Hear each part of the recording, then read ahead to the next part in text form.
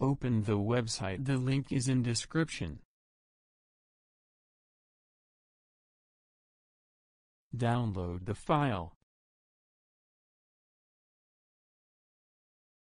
After downloading the file, paste the file to the main directory of the phone.